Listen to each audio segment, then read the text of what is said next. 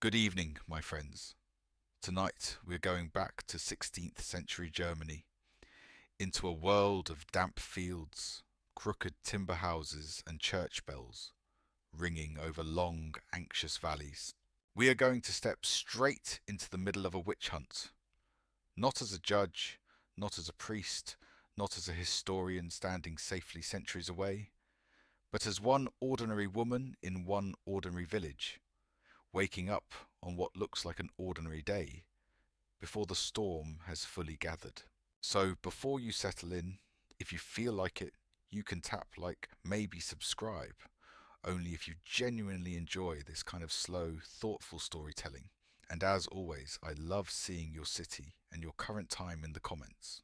Now take a breath, dim the lights, let the room grow quiet around you, and with the sound of an old church bell echoing in your imagination, let's walk together into tonight's story.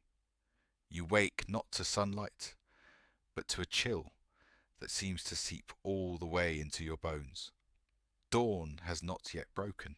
The light that filters through the gaps in the thatched roof above you is that pale, heavy grey that belongs to the hour before sunrise, neither night nor day. The air inside the house is thick with smells you know by heart. Damp earth, the faint sourness of last night's fire gone cold, a trace of smoke that never quite leaves the walls, and something else, more subtle and harder to name, a hovering taste of worry. You push yourself upright. The coarse linen shift against your skin scratches a little, familiar and rough. Linen is what you wear closest to your body. Over it you will pull your real armour against the world, a heavy woolen dress the colour of mud and moss. In this century, in these German lands, wool is as good as money. It holds its value better than some coins that are clipped and shaved and endlessly devalued. So you treat that dress carefully, patching it, brushing off the mud when you can, knowing that every thread is part of your household's fragile wealth. Bare feet on cold, packed in earth, you cross the single room of the house to the hearth. The embers have died to a dull ash. The fire has gone out. You have to coax it back to life. That is always the first chore of the day, every day. The beginning of the long chain of work that fills your hours so completely that sometimes you feel less like a person and more like a pair of hands that never stop. The men of the village handle the heaviest, most obviously muscular tasks. Ploughing, felling trees, wrestling with stubborn oxen and muddy fields. Almost everything else rests on women's shoulders. You cook, wash, spin flax and wool, weave cloth, tend the vegetable plot, feed the chickens and pigs, brew the weak beer that is safer to drink than water. Your life is a loop of small necessities. Today will be no different. As soon as there is light, you will be in the fields as well, because in poor years everyone works the soil. Your village land is divided into 3 wide, open strips that stretch away from the clustered houses. One sown with grain, one with beans or peas, and one resting fallow, recovering its strength. It is the old 3-field system that has been used so long, no one remembers when it began. No family owns one big rectangular field of its own. Instead, each household has a scattering of thin strips here and there, some on the good, dark soil, some on the stony ground. It is a clumsy system, inefficient by modern standards, but it was meant to be fair. No one gets all the best land. Everyone shares the risk. Lately, though, that rough fairness has not brought much comfort. As you chew a wedge of yesterday's black rye bread, harder than wood at the edges, you glance out through the small, cloudy window. For years now the weather has felt wrong. Summers seem shorter, colder, wetter. The rains come at the wrong time, and the winters go on, like a clenched fist that will not open. The old men at the tavern complain that the harvest is smaller every year, that the rivers freeze in ways they never did when they were young. Historians centuries later We'll call this long stretch of colder climate the Little Ice Age, a slow global cooling that lasted from the late Middle Ages well into the 19th century, but nobody in your village knows anything about climate. They only know that the wheat stays stunted, that cattle starve when the hay runs out, that hunger hovers over the rooftops like a pale spirit. People say that God must be angry, but what exactly he is angry about, no one can agree. That nameless fear, this sense of being punished without understanding why, is looking for somewhere to go, for someone to cling to, for some face to pin itself on. You pull on your outer dress, maybe a sleeveless short jacket over it, something that adds a little warmth and, in its small way, a bit of style. Rural clothes in 16th century Germany are practical and plain, wool and coarse linen, dyed with whatever local plants can provide. Your skirt falls to mid-calf so you can walk and bend in the fields. On your feet you lace up a pair of sturdy leather shoes. At your belt hang a few symbols of your place in the world. A ring of heavy keys for chests and cupboards, a small knife in a sheath, a tiny leather purse that holds the little silver you own. You step outside. The cold morning air hits your face like a slap. The lane that runs through the village is muddy, churned up by cartwheels and hooves, streaked with manure, and the thin trickle of waste water that always seems to be running. You pick your way between puddles, lifting your skirts where you can. From other chimneys, thin threads of smoke have begun to rise. Other fires are being coaxed back to life. Roosters crow, dogs bark lazily, someone coughs. At first glance, everything looks exactly as it did yesterday, and the day before, and all the days of your memory. Yet something in you is prickled, restless. That strange smell of anxiety is stronger now, as if the whole village is breathing a little faster. Historians will later argue that this combination of climate stress, bad harvests, and social tension helped fuel the witch hunts. When crops fail and animals die and children fall sick, it is tempting to look not at the sky or the soil, but at your neighbour. Perhaps people begin to whisper, this is not God's anger at all. Perhaps it is someone's deliberate malice. Perhaps someone here is calling down harm. The trouble in your own life begins, like most disasters, with something small. Your cow, the best milker you own, has changed. For years she has been steady and calm, giving rich, sweet milk. This spring, her milk starts to sour within hours. Sometimes it comes out of the udder, already clotted and yellowish, as if something inside her is curdling it.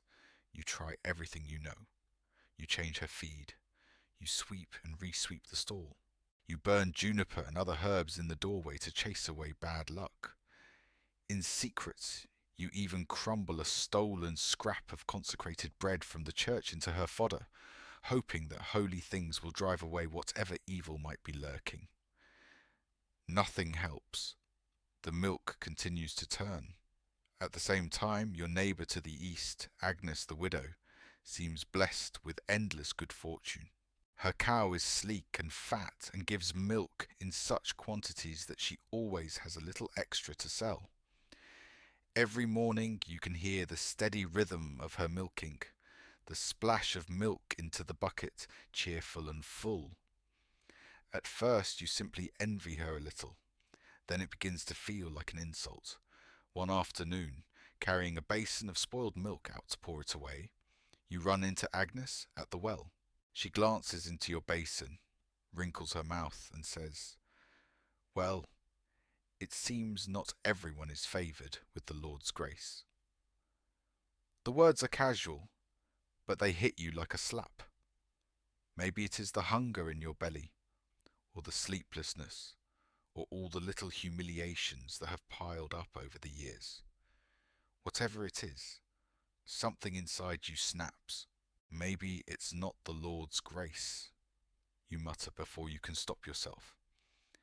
Maybe it's something else that favours you. Your voice is not loud, but the meaning is sharp and poisonous. Agnes flushes dark red. She does not answer, only gives you a long, furious look and marches away. A few days later, Agnes's 5-year-old son falls violently ill. He vomits, he has diarrhea, he screams at night. The village healer tries herbs and prayers. Nothing seems to work. Very quickly, the whispers start. People say the boy got sick right after that argument at the well. They say they saw the way you looked at Agnes that day, as if you wanted to stab her with your eyes. They begin to remember other details. Didn't you once predict the first snowfall almost to the day? Doesn't your family know a suspicious amount about plants and potions? Wasn't your mother known for her salves and teas? All those little observations, meaningless on their own, begin to knit together into a single dark story. You notice it first in the way people greet you, or rather fail to greet you, where there used to be nods and quick smiles.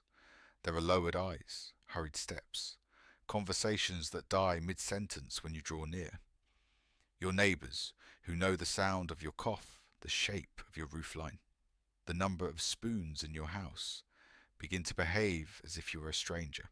In a village with no privacy, where everyone's life is lived in front of everyone else, the gaze of your neighbours is both safety and danger. In good years, it is a net that can catch you when you fall. Someone will notice if your child is missing, if your roof leaks, if you're too sick to fetch water. In bad years, that same net can tighten into a noose. Most early witch accusations did not originate with lofty judges or travelling inquisitors. They grew out of exactly this kind of tangled village life, out of grudges and rivalries, envy and fear. Yeah, you begin to feel an icy loneliness, as if even inside your own house you are now standing outside a locked door. At night, lying on your straw mattress, you hear the wind scrape over the thatch, and it sounds like muttering. Your husband sits by the hearth in silence, rubbing his hands over the same wooden handle again and again, polishing it into a shine. He does not meet your eyes. Somewhere deep inside himself, he is calculating risks, the risk of defending you, the risk of staying quiet, the risk that his own life will be dragged down with yours. Agnes's child continues to burn with fever. Your cow's milk continues to spoil. In the invisible court of rumour, your guilt is quietly being voted on, one nod, one story, one raised eyebrow at a time. You have become the answer to the village's terror, the simple, terrible explanation for everything that has gone wrong. One morning, the day you half expected finally arrives. 2 men in dark, long gowns come walking up the muddy street. One is the local bailiff, a man you have seen many times but rarely spoken to, pasty-faced and nervous.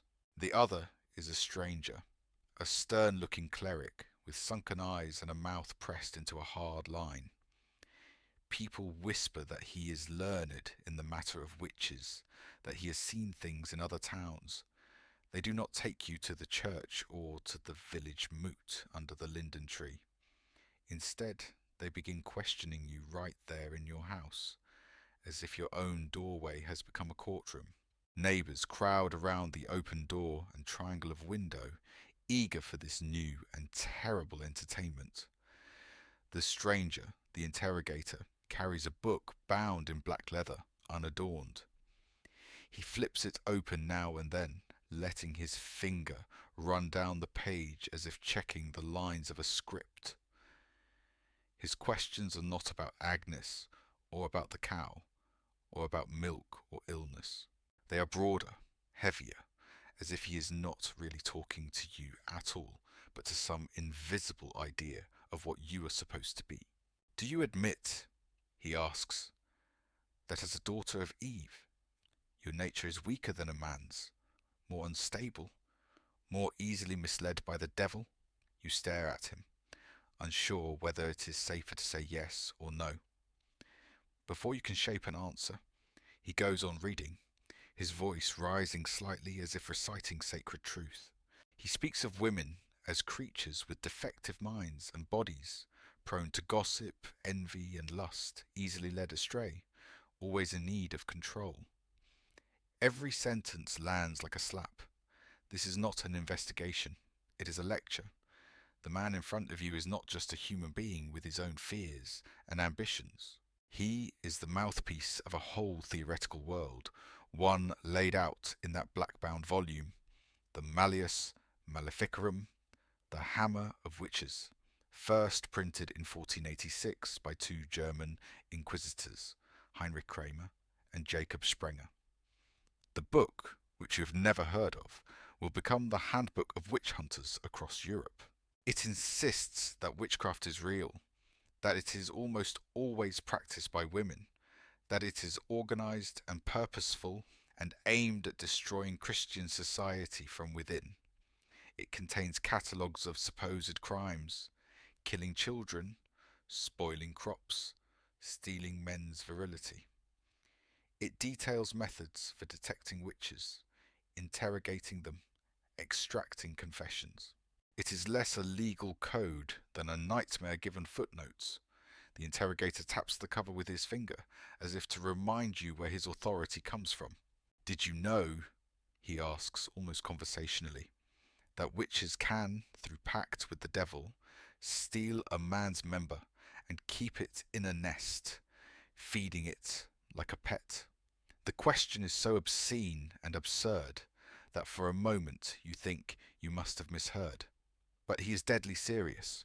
He is echoing word for word one of the strangest, most grotesque passages of the Hammer of Witches, which describes witches keeping dozens of severed male organs writhing in boxes and bird nests, eating oats like little animals.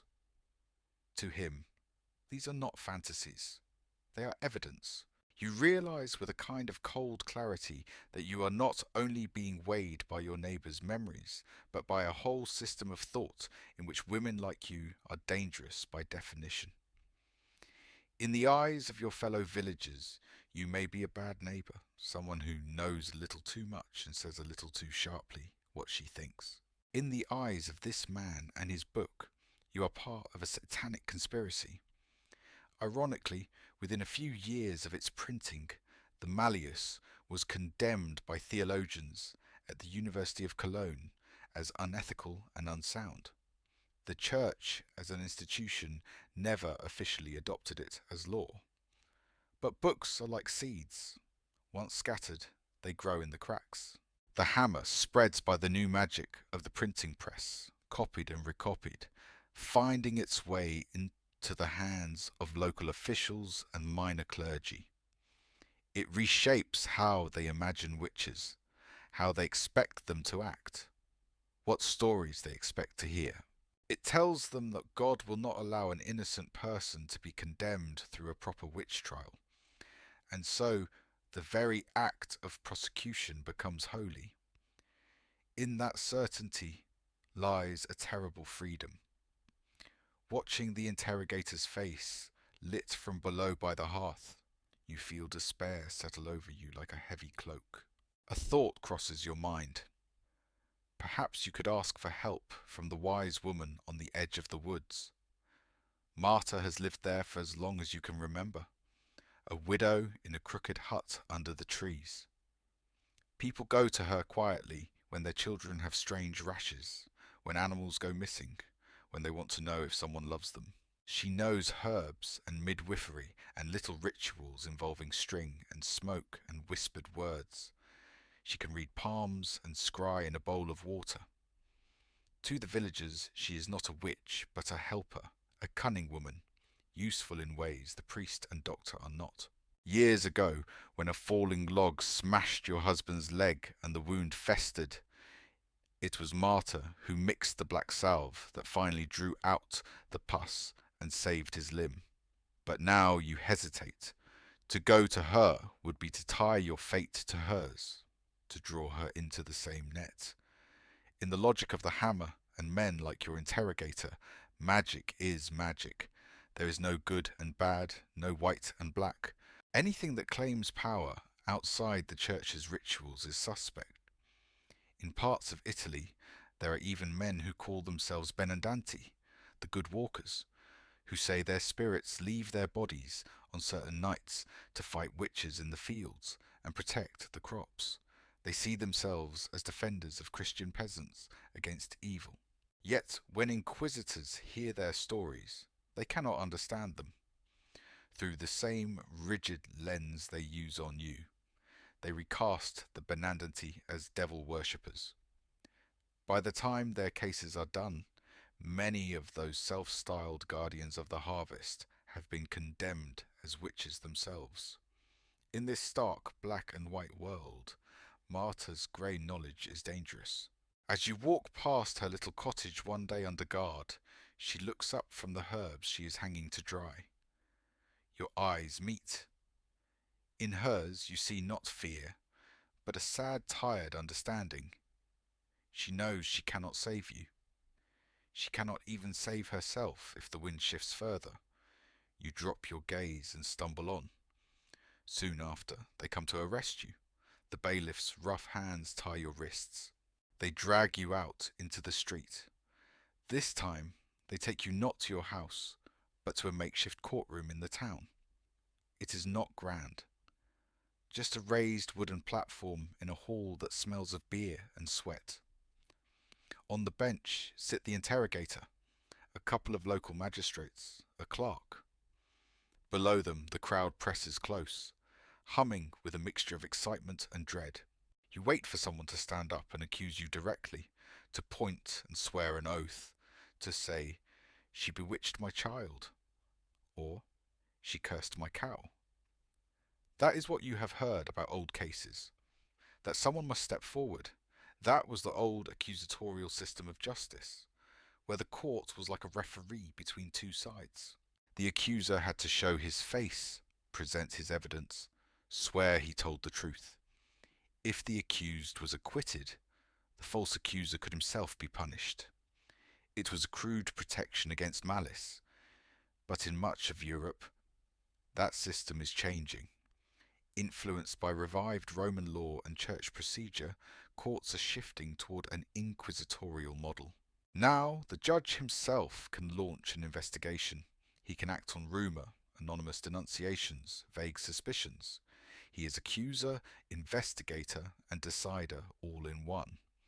In the Holy Roman Empire, the Carolina Code of 1530 gives secular judges wide powers to examine and torture in cases of serious crime. You do not know the name of the code, but you feel its weight. No one has to stand up and accuse you openly. Agnes is only a witness among many, not someone who risks anything by speaking.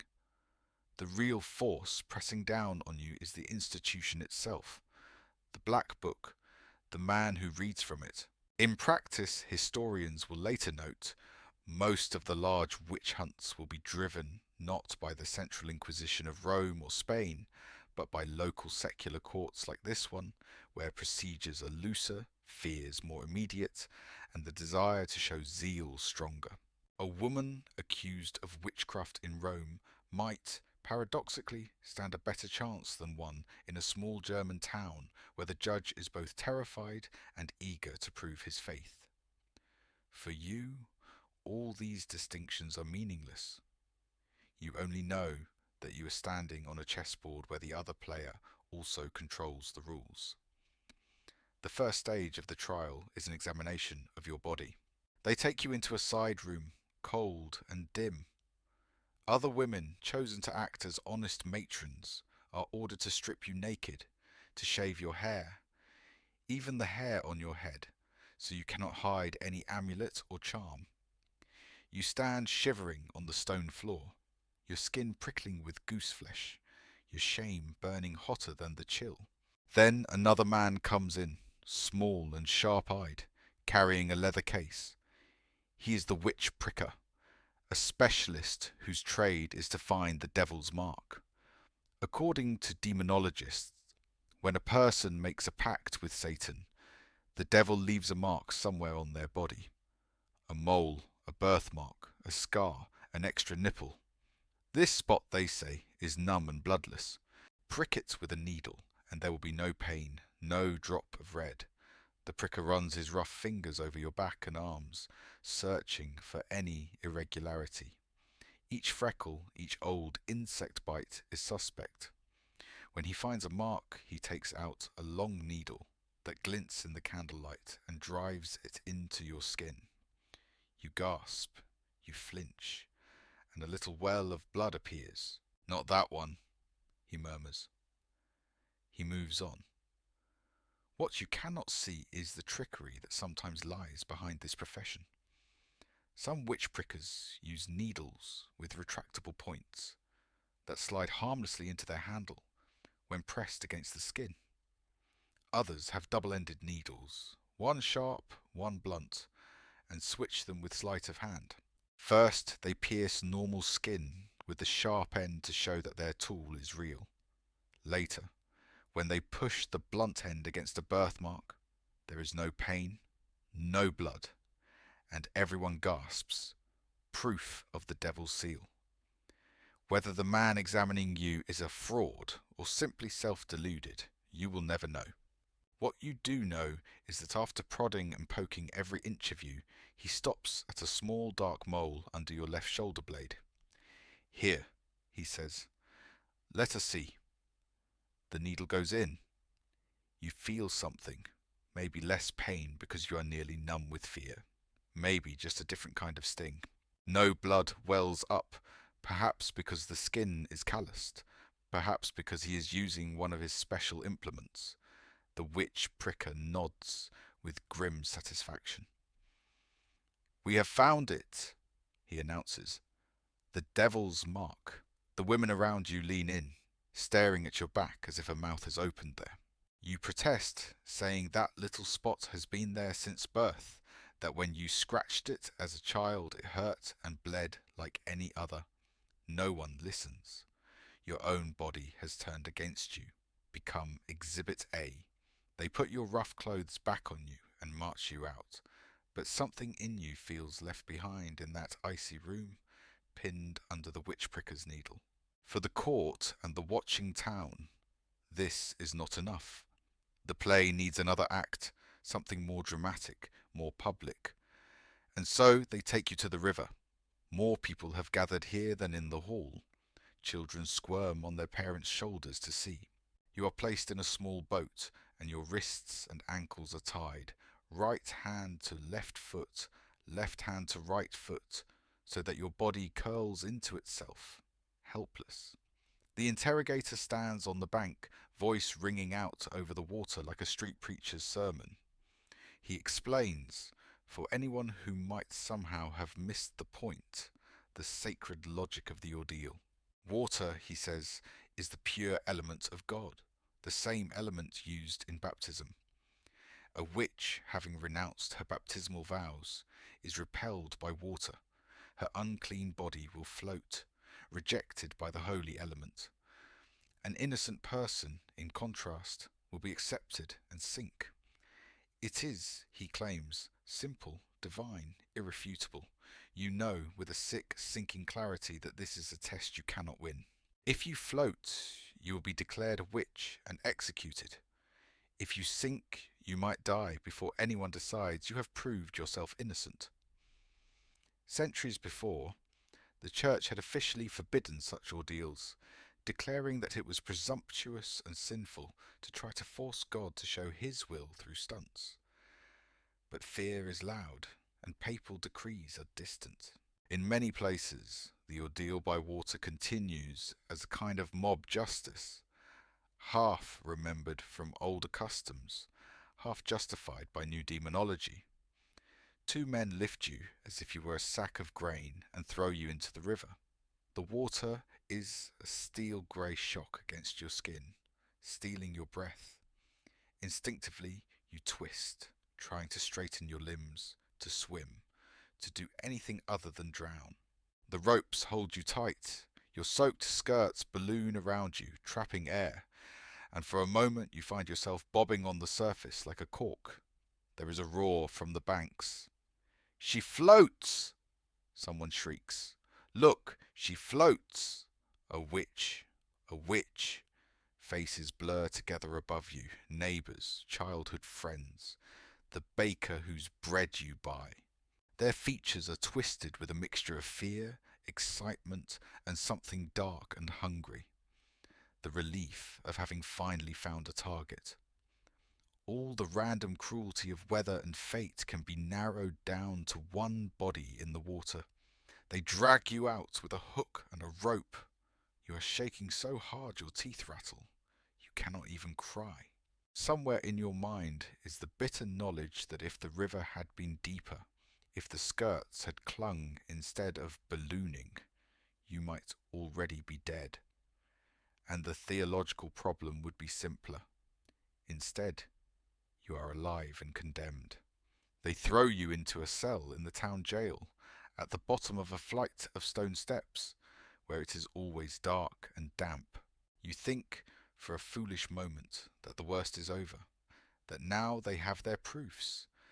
They will simply pronounce sentence and be done. But there is one more thing they crave. Your confession. Not just any, "Yes, I did it," but a full, rich, detailed story that matches the script in their heads.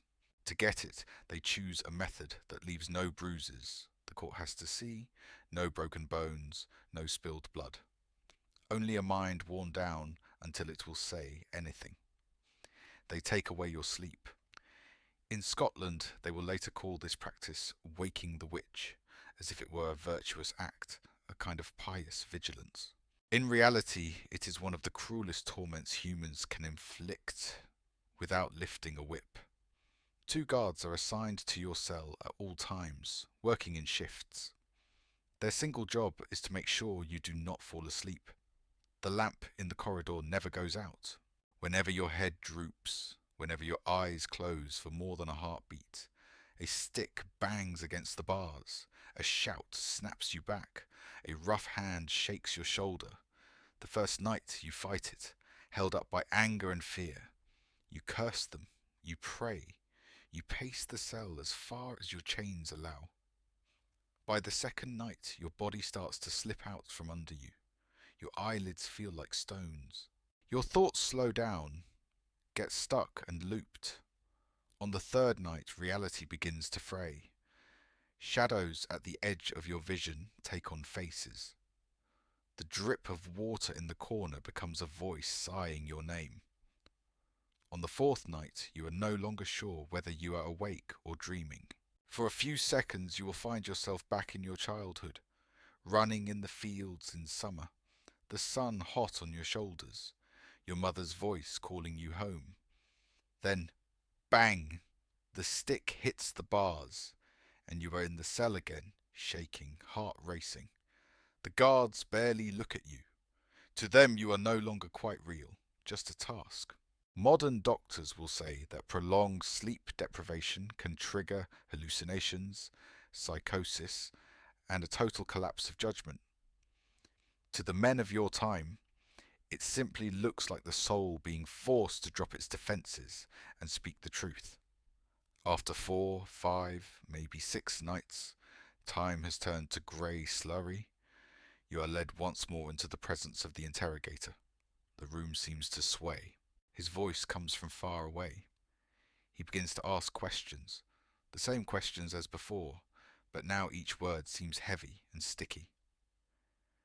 "Where did you first meet the devil?" he asks gently, almost kindly. You stare at the mottled wall behind him and see trees. "In the forest," you whisper.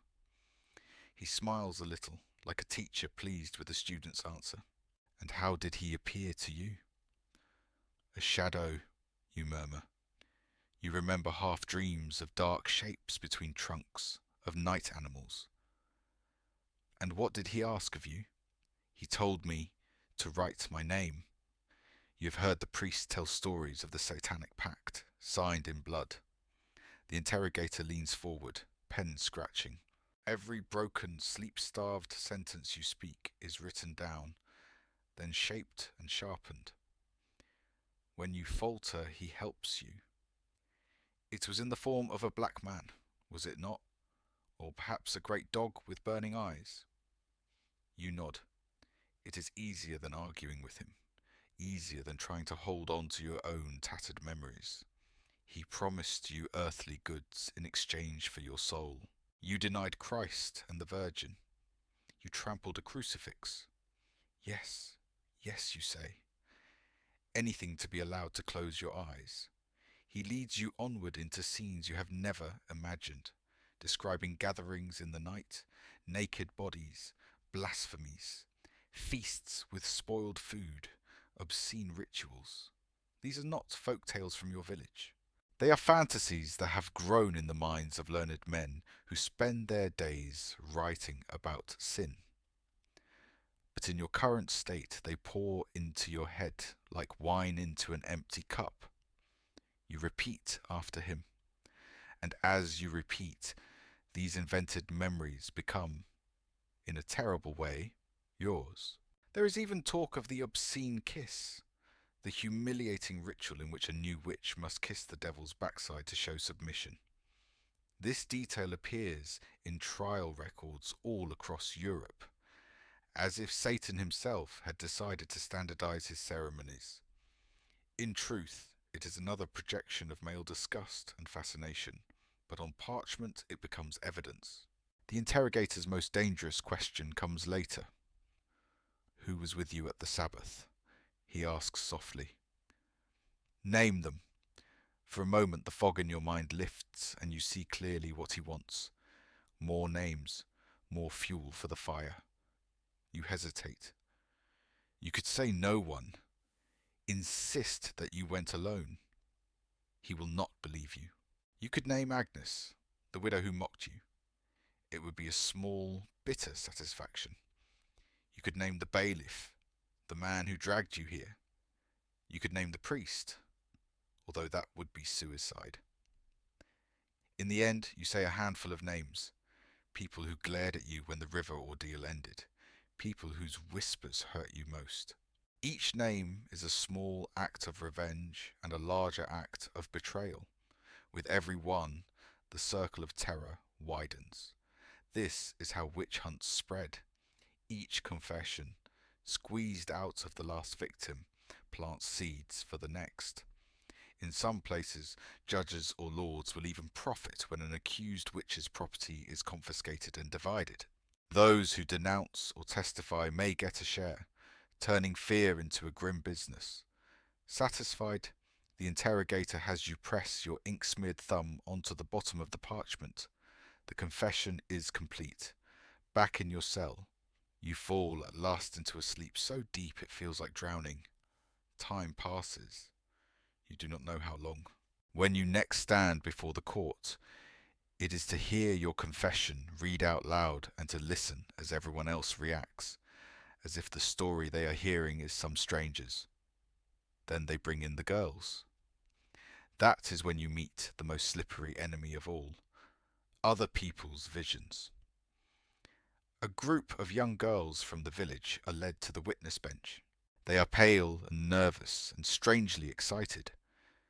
They have been among the first to fall ill, twitching and crying, unable to sleep, saying that invisible hands pinch and scratch them. Now, in front of the assembled town, one of them suddenly lifts her arm and points straight at you. "There!" she screams. "There she is! Her spirit is sitting on the judge's shoulder, grinning at me." The judge sits frozen. Everyone turns to look, but of course there is nothing there except a patch of shadow on the plaster. The girl continues, voice shaking. "Now she is in front of me. She is squeezing my throat." She clutches her neck, eyes rolling, gasping dramatically. Her companions begin to moan and writhe as well. One says you pricked her with invisible needles. Another says your ghost has climbed up the wall like a spider. You protest that you haven't moved, that your arms are chained to the guards on either side of you. It does not matter. According to some demonologists, witches can send out their spirits while their bodies lie elsewhere. That belief gives birth to spectral evidence. The idea that visions, dreams, and hallucinations of your spirit count as proof against your body. The more the girls perform, the more the crowd leans toward them, horrified and eager.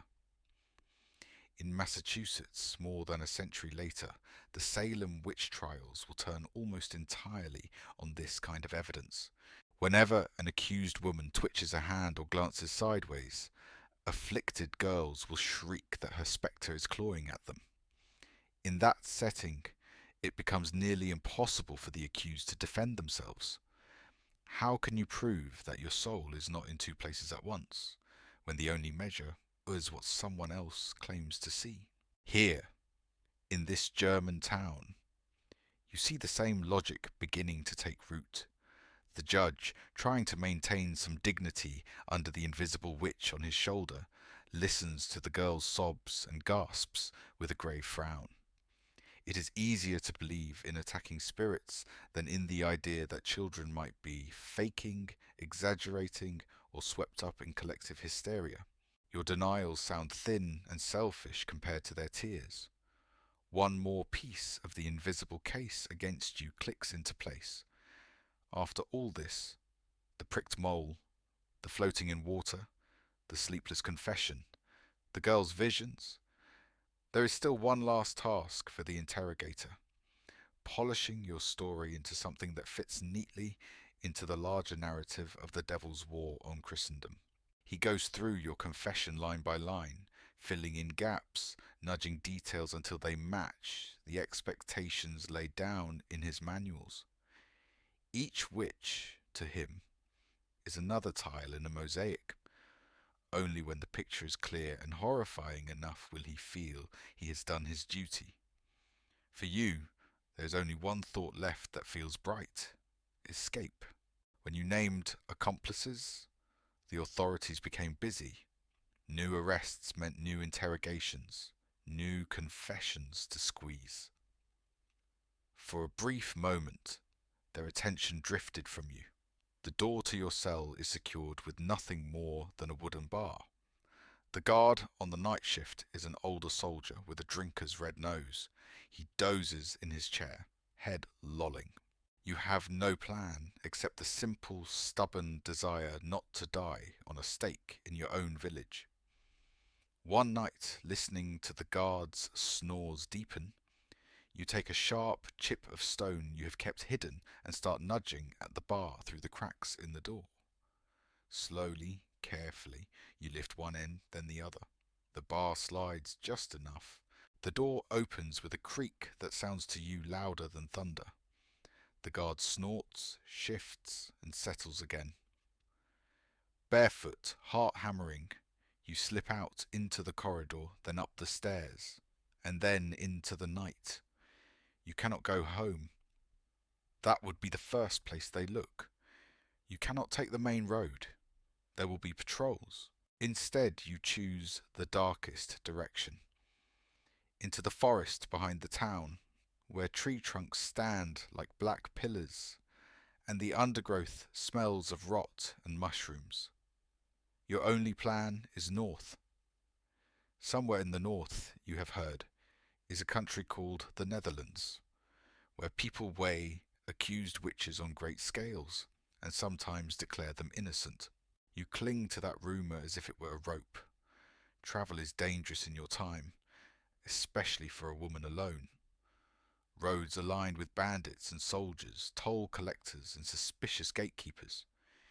You have no papers, no protection, no money except a few coins you stashed in your hem. You move at night, hide by day in ditches, haylofts, abandoned sheds.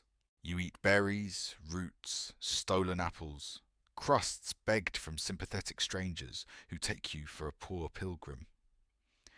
What you once learned about herbs for healing now keeps you from eating the wrong plant and poisoning yourself. Luckily for you, the Holy Roman Empire is crisscrossed by roads, trade routes for merchants, routes for imperial messengers, and above all, pilgrim paths. All across the land, people are forever walking toward holy sites: Cologne, Aachen, far off Rome, seeking forgiveness, healing, or just a change of life. You fall in with small bands of them when you can, head bowed, pretending to have taken a vow of silence.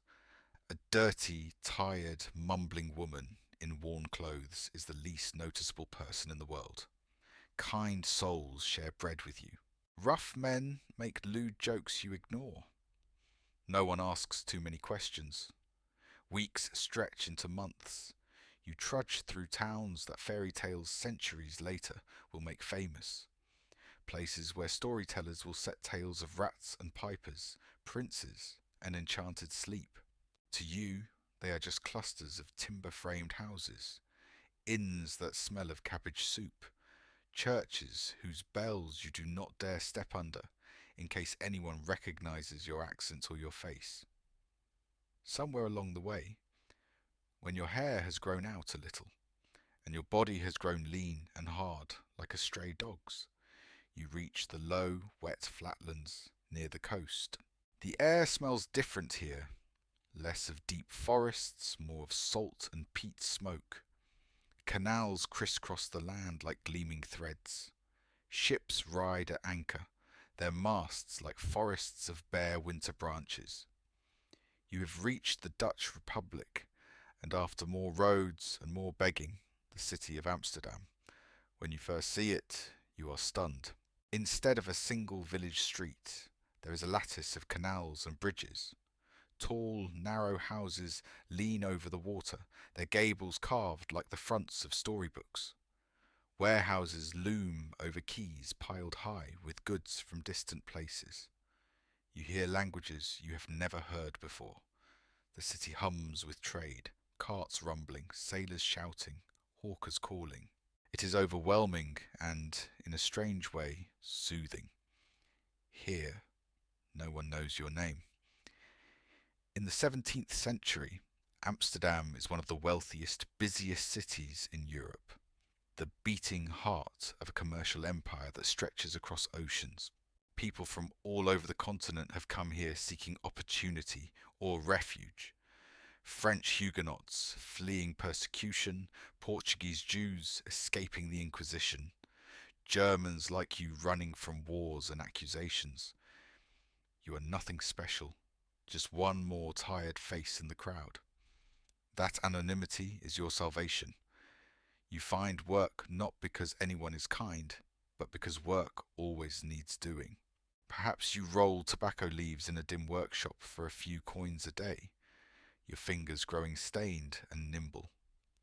Perhaps you spin thread in a noisy, low-ceilinged room full of women, or scrub floors in a tavern beside a canal where ships from the East Indies unload strange spices. The wages are small, the hours long, your back aches every night. You rent a pallet in a shared attic that smells of bodies and tar. You are poor, always on the edge of hunger, but every morning when you wake and hear only the creak of the beams and the slap of water against the quay, you feel a quiet, fierce joy. No one is watching your doorstep. No one mutters about your cow or your eyes. If you know herbs, that is simply useful. Everyone here is trying to survive. There is a saying in the German lands, Stadtluft macht frei. The air of the city makes you free. In some medieval laws, a peasant who managed to live in a chartered town for a year and a day without being reclaimed by his lord became legally free. For you, the saying is true in a different way. The city air is thick with coal smoke and the smell of drying fish, but it carries no whisper of your old name. The men who rule Amsterdam care more about trade balances and shipping insurance than about rooting out every rumour of witchcraft. They need stable streets, predictable profits, workers who show up and do their job. As long as you keep your head down, pay your rent and do not cause trouble, your soul is your own business.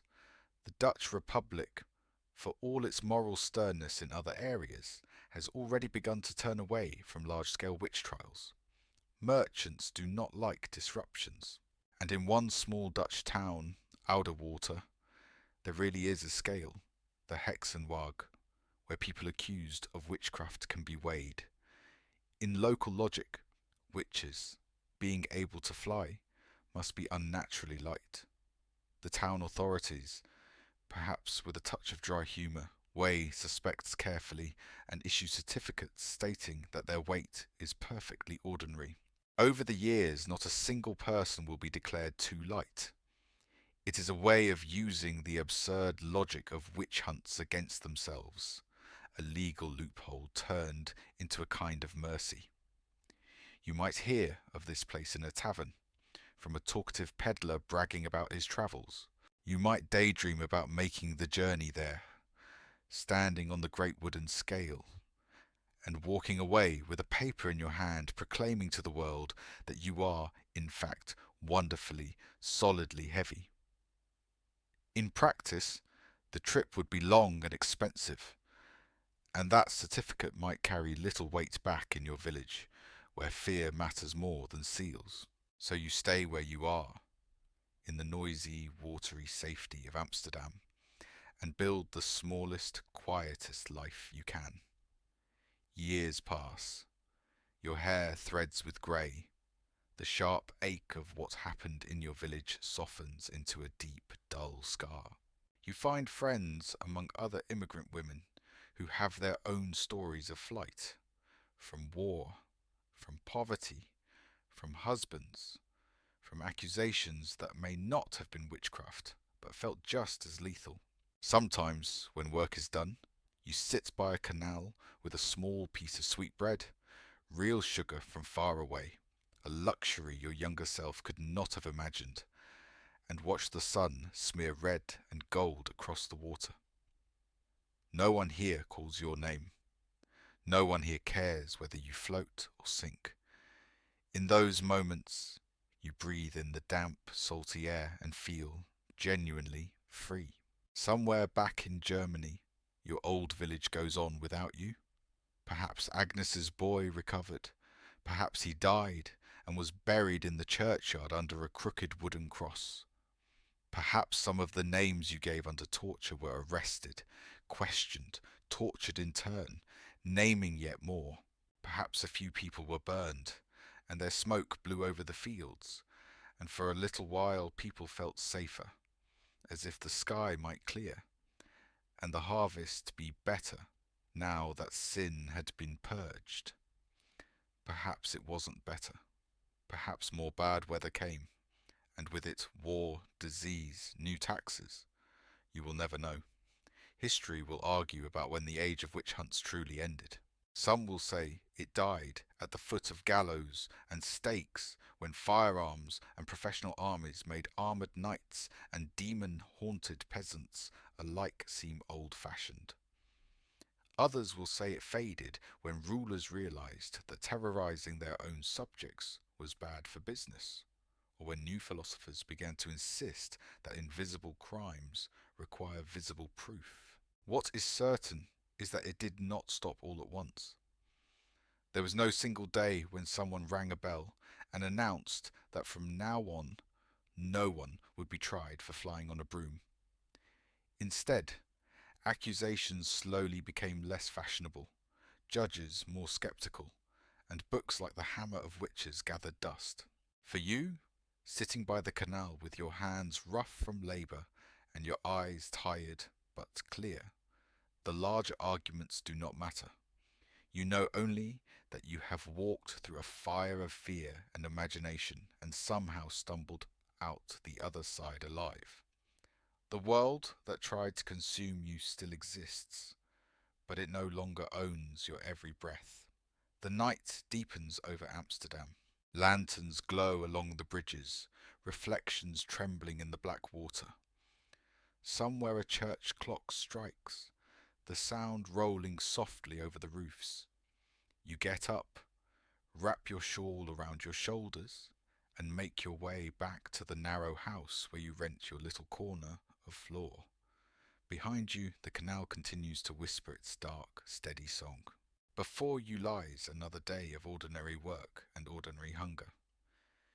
It is not a happy ending in the way stories like to promise, but it is, quietly, an ending. You are alive, you are anonymous, and no one is waiting outside your door with a rope and a book. As you lie down and close your eyes, the images of your past, grey fields, the witch pricker's needle, the icy river, come to you like distant dreams, dulled by time. The roar of the Amsterdam streets becomes a soft, protective murmur. The heavy wool blanket over you feels, in its weight, almost like armour. You are no longer a witch, no longer an accused, no longer a lesson for others. You are just a tired woman in a city that barely notices you. And in that forgetfulness there is, finally, peace. The story of the witch hunts is not a bedtime story in the usual sense. It is full of hunger and fear and cruelty. But as you drift towards sleep, you can let the knowledge settle that human beings, for all their capacity for terror, also have the capacity to learn, to doubt, to set down the hammer and walk away.